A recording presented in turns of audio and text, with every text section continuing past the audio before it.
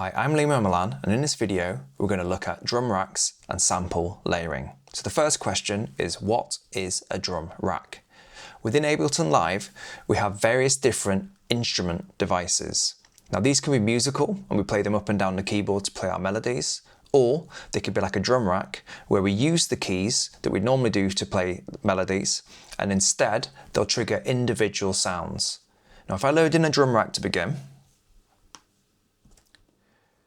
if you go down to here, there is a pad overview section here which lets us access up to 128 individual sounds. We see 16 of these sounds at any given time in view. And then we have an activate, deactivate button here, a macro reveal, a chain reveal, and devices reveal as well. They're called show hide buttons, so you either see them or you don't at any time. And then finally, we have an auto select button here, which means that you'll see what's relevant for the note you're hitting at any given time. So it's a good editing function. So I want to actually load in a drum rack preset now, something that's going to get me going musically.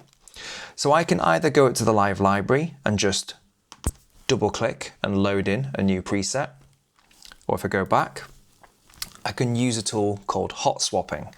So if I go to the top or the device title bar here and I hit the hot swap button, what it does is it navigates me back to the live library for that type of device and then allows me to load a new one in place of the one that's already there. So I'm going to use the arrows to navigate a drum kit that I want to load in.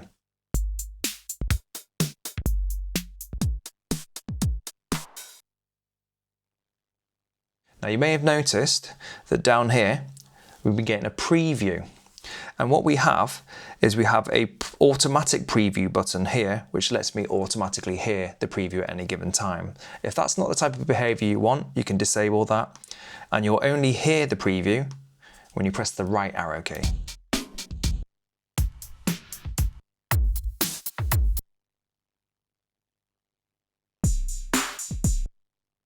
Okay, so I've loaded in the sound that I wanted, so I can turn hot swap off now. And the next thing I want to do is explore these macro controls.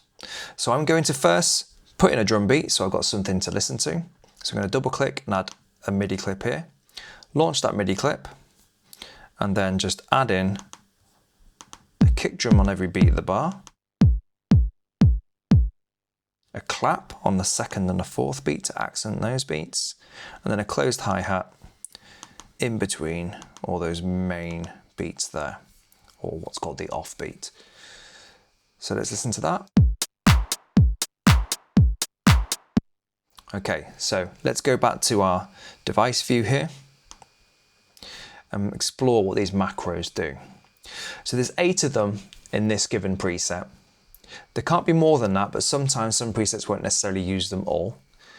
And then what these are designed for is to shape the drum kit as a whole. So how to make it sound right for your particular song that you're writing.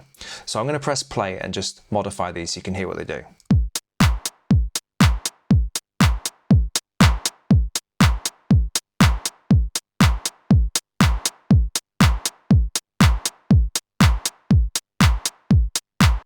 Okay, that sounds better to me now.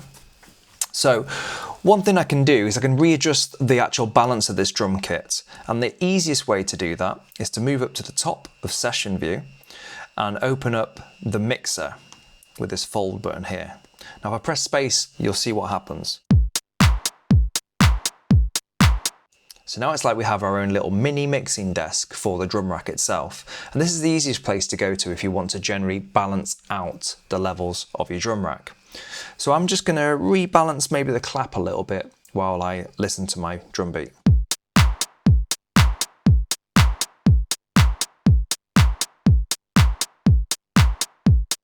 Okay, now I was holding shift then as well, just so I can get finer adjustment or control over the adjustment that I'm doing.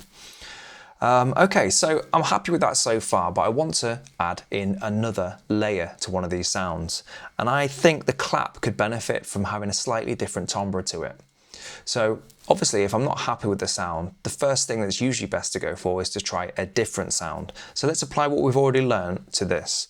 So if I go to the actual drum rack pad here and click on it, we can see the device that's holding the sample for that clap. So it's a pre-recorded piece of audio.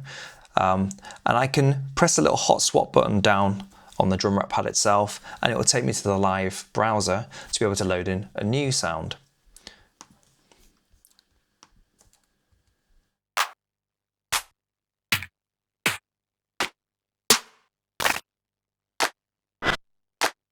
Okay, that sounds nice. So if I just double click that, that loads in place of the previous clap, and let's have a listen to that.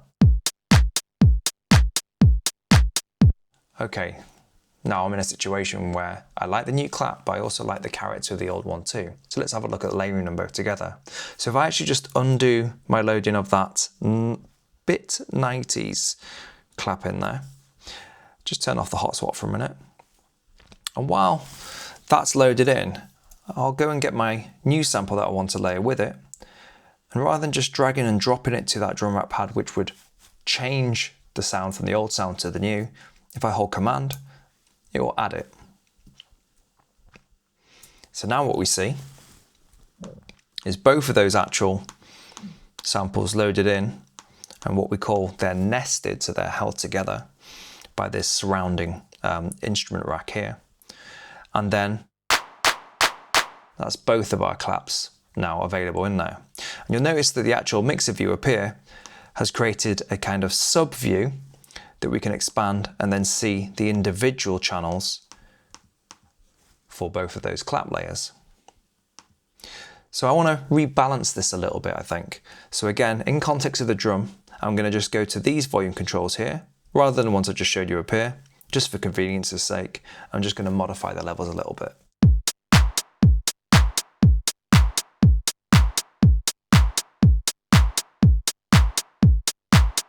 Okay, now on these chain list views here, we can actually see a few more controls. So we've got a pan control, so panorama, as in do we want it central, going equally through both left and right speakers, or do we want to have slightly more volume in one than the other, or completely hard pan the sound to just one speaker.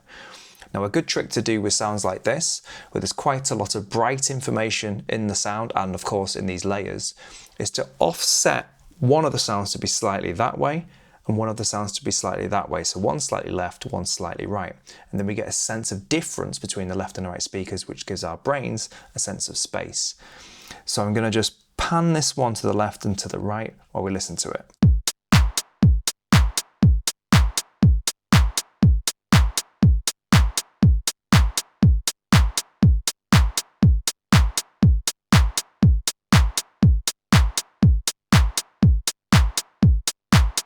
So in this video, we've explored drum racks and their relative presets, sample layering, and also the macro controls.